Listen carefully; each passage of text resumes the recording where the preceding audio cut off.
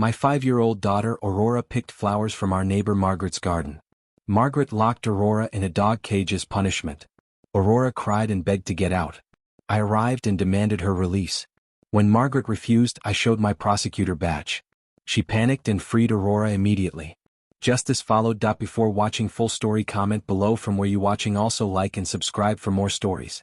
The summer heat was unbearable that Tuesday afternoon when I heard my daughter Aurora screaming from our backyard. Her cries weren't the usual playground shouts. These were pure terror. I dropped my coffee mug and ran outside, my heart pounding like a drum. What I saw made my blood freeze. My beautiful 5-year-old Aurora was trapped inside our neighbor's massive dog kennel, her tiny hands gripping the metal bars. Tears streamed down her flushed cheeks as she sobbed uncontrollably.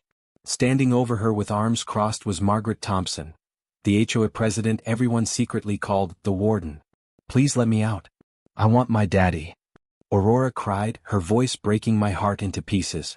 Margaret looked at me with ice-cold eyes and sneered. "Your little princess was picking my rare orchids again. Maybe 20 minutes in timeout will teach her some respect for other people's property." I felt rage building inside me like a volcano about to explode. "Get her out of there right now."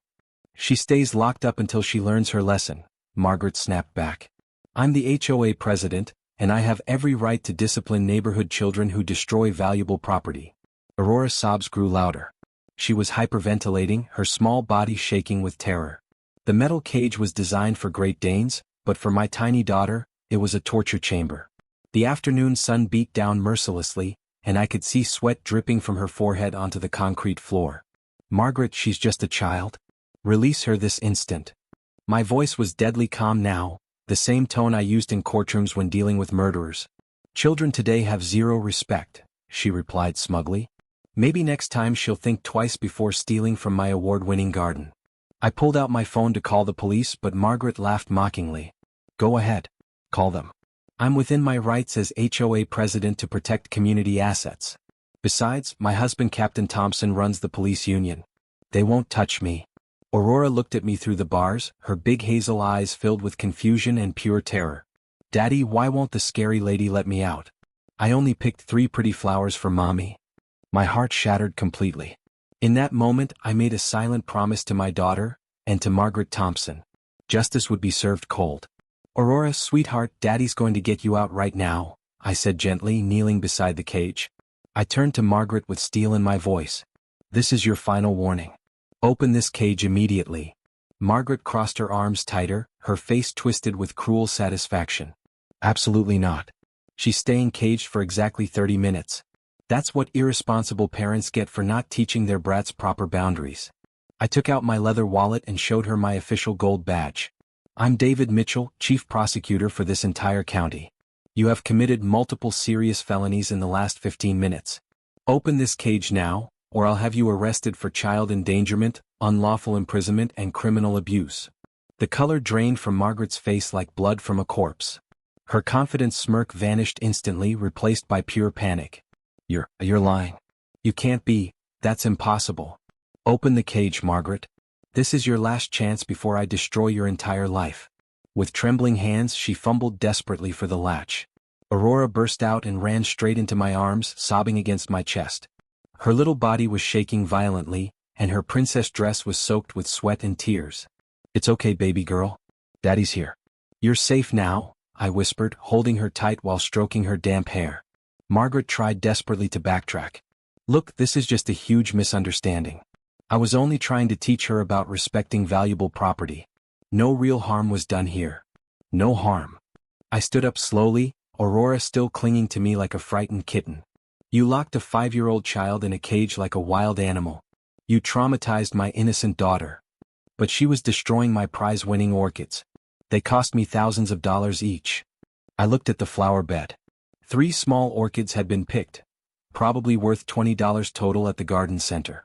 "You imprisoned a child over flowers worth less than a pizza?" Aurora buried her face deeper into my shoulder, her tiny voice muffled. "Daddy, I was so scared. The cage was hot and I couldn't breathe good. I thought I was gonna die in there." Margaret's face went ash white. Other neighbors had started gathering, drawn by the screaming and commotion. Mrs. Rodriguez from next door gasped audibly when she saw Aurora's tear-stained, terrified face. "Margaret Thompson, What in God's name have you done to this innocent child? Mrs. Rodriguez demanded angrily. I was trying to.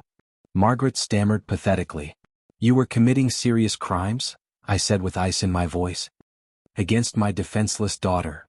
By evening, the horrifying story had spread through our entire gated community like wildfire. Parents were absolutely outraged. How could anyone cage a small child like a dangerous animal? The HOA emergency meeting was called for the very next evening. That night, Aurora couldn't sleep at all. She kept asking if the mean cage monster would come back to hurt her. I held her close all night and promised her that would never, ever happen again. The next morning, I personally filed formal criminal charges against Margaret Thompson. Child endangerment in the first degree. Unlawful imprisonment of a minor. Assault on a child. Criminal abuse. Each charge carried serious prison time that would destroy her life completely. At the packed HOA meeting, Margaret tried desperately to defend her actions. I was protecting valuable community property. Irresponsible parents need to control their destructive children. But the other residents were absolutely furious. You locked a 5-year-old baby in a dog cage, shouted Mr. Davis from Maple Street, his face red with anger. What kind of sick monster does that to an innocent child? She could have died from heat stroke in there, added Mrs. Chin, tears in her eyes. That poor little angel was terrified. Margaret was unanimously removed as HOA president immediately. The vote wasn't even close, 52-1. She had voted for herself in desperation. 2 weeks later, Margaret's husband Captain Thompson came to my door at midnight. The retired police captain looked completely broken and ashamed of his wife. Mr. Mitchell, please have mercy. Margaret made a terrible, stupid mistake. Can't we work out some kind of deal? She's facing 8 years in state prison. Your wife tortured and traumatized my innocent daughter, I replied firmly. Aurora still has nightmares about being trapped in that cage like an animal. But surely we can negotiate something? Community service? Heavy fines? Anything but prison time? I looked at him with the same cold stare I gave to child abusers in court. Would you negotiate if someone had caged your child like a wild beast? He had absolutely no answer to that. The highly publicized trial began 4 months later. I didn't prosecute the case myself, that would have been a clear conflict of interest. But I watched from the packed gallery as my colleagues systematically destroyed Margaret's defense. The enlarged photographs of Aurora trapped in that cage brought horrified gasps from the jury. The video I had taken on my phone showed her terrified sobs and hyperventilation clearly. Aurora's brave testimony, delivered despite her young age, left several tough jurors openly weeping. Margaret's expensive defense lawyer tried desperately to minimize the situation. My client was simply trying to maintain important neighborhood standards. The child was not permanently harmed by this brief timeout. But our prosecutor completely destroyed that pathetic argument. The defendant locked a helpless 5-year-old child in a cage designed for large dangerous dogs, during brutal 98-degree weather, causing severe psychological trauma that may last for years. This wasn't discipline. This was pure torture of an innocent child. Medical experts testified extensively about the serious psychological damage done to Aurora. Child psychologists explained in detail how being caged could affect her mental development for decades to come. Margaret foolishly took the stand in her own defense. Biggest mistake of her life. I was trying to teach her basic respect, she insisted arrogantly. Children today have absolutely no boundaries or discipline. I was doing what her permissive parents clearly failed to do. So you decided to cage her like a dangerous animal? The prosecutor asked pointedly. It wasn't that severe. She was only locked in there for 20 minutes maximum. 20 minutes of pure terror for a defenseless 5-year-old child. Would you want to be locked in a cage for 20 minutes in that heat? Margaret's arrogance showed through completely. I'm a grown adult. I could easily handle it. But she's an innocent child. A frightened, confused little girl who didn't understand why she was being punished so severely for picking 3 small flowers. The jury deliberated for only 90 minutes. Guilty on every single count. Margaret's sentencing hearing was absolutely packed. Neighbors came to tell the judge how the incident had traumatized the entire community. Parents spoke about their own children's newfound fears.